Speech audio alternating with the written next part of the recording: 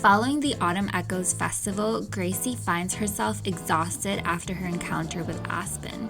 In an effort to unwind, she opts to give Stinky Tofu a bath. She's contemplating her love life, navigating emotions as complex as the aroma wafting from tofu. The following morning, Amaya sits down for breakfast with her friend, bubbling with excitement as she recounts the magic of the festival. Her performance was spellbinding, captivating the crowd and catapulting her to a newfound status as a 2-star celebrity. Now she's seriously contemplating leaving her current job to pursue a solo career. In fact, as she heads to work today, she firmly resolves to give her resignation.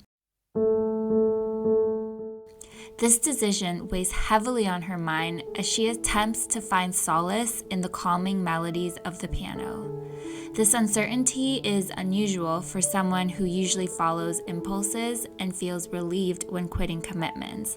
But this time, the decision feels strangely weighty because she's really relying solely on herself and she can't afford to let herself down.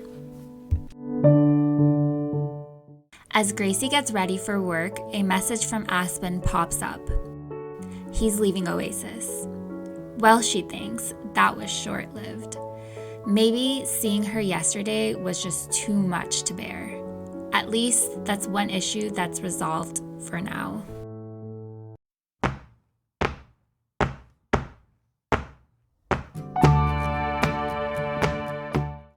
That evening, the girls are celebrating double joy. Firstly, both have just landed promotions. Gracie's dream of becoming a florist has finally blossomed into reality, making every second feel like a dream come true. Secondly, Amaya has also ascended the ranks and is now officially recognized as a musician. It seems her plan to quit today didn't quite pan out. Perhaps she hesitated, or maybe her boss caught wind of it. Regardless, the extra income and surge in confidence from her promotion has made delaying her decision entirely worth it.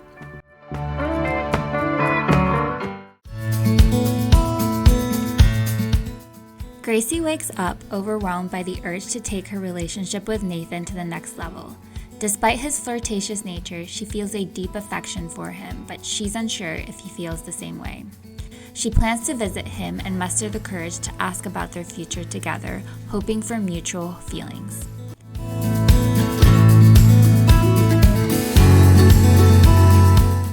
Upon arriving at his place, she finds Nathan waiting outside.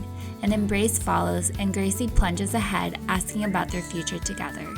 His reaction is unreadable, and he seems to evade the question.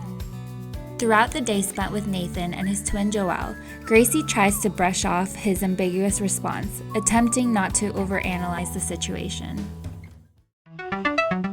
Meanwhile, Amaya has a meetup scheduled with Percy, the famous producer she met at the Autumn Echoes Festival. He invited her for a drink, and during their chat, she shares the news of her promotion. Percy's thrilled, but suggests that to achieve global stardom, she must strike out on her own. Spotting a guitar and a stage nearby, Percy urges Amaya to perform so that he can gauge the audience's response. As she takes the stage, the crowd erupts with enthusiasm. Percy is convinced she possesses something truly special. The evening ends with an engrossing conversation about music, cementing their undeniable chemistry as a powerhouse duo in the world of music.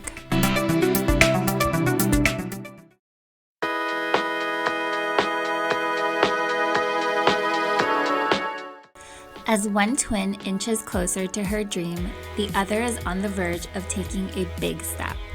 That evening, Gracie explores a floral shop that's up for sale, owned by Lilo Smith, a local florist planning to move away from Oasis. Gracie instantly hits it off with Lilo and her dog Thor the Corgi. Lilo highlights the shop's fantastic location and its fully equipped setup, perfectly tailored for Gracie's budding talent in crafting floral arrangements. In that moment, Gracie can see herself bringing her creative flair to life in that very space.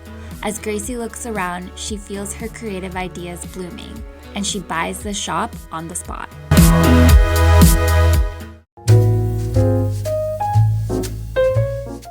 Today is Harvest Fest, and the girls have organized a party. Gracie takes charge of the cooking, preparing a tempting tofurkey in hopes of turning everyone into vegetarians. Meanwhile, Amaya is responsible for entertainment. As friends start arriving, the atmosphere is lively until an unpleasant odor dampens the mood. Upon investigation, they discover Tofu, the dog, has left a surprise indoors yet again. A less than welcome addition to the festivities. Nathan has a crucial question for Amaya. He wants her blessing to propose to Gracie. Approaching confidently, Amaya readily agrees. She knows this is what Gracie wants. But in a strange twist, she playfully suggests Nathan meet her later in Gracie's room. Witnessing the flirtatious interaction, Gracie experiences a surprising revelation: jealousy. Despite this realization, she chooses to dismiss it once more. In the midst of the harvest atmosphere, Nathan calls Gracie over and proposes in front of their friends, leaving her ecstatic. This is what she wanted. Dreams really do come true. As the celebration continues with her friends, Nathan quietly slips away to where Amaya awaits. They engage in an intimate act. The night turns like a plot twist in a soap opera, a proposal followed by an unexpected rendezvous between Nathan and Amaya. It's a jaw-dropping moment. Literally, I can't close my jaw. Can you? Anyways, Gracie doesn't notice even as she walks into the room when they are done and sees both of them in pajamas. She's still gloating over the proposal. Nathan, possibly feeling a pang of guilt or maybe caught in a bizarre fantasy, pops another big question. Right then and there, he asks Gracie if he can move in. Just hold me now while I hold you.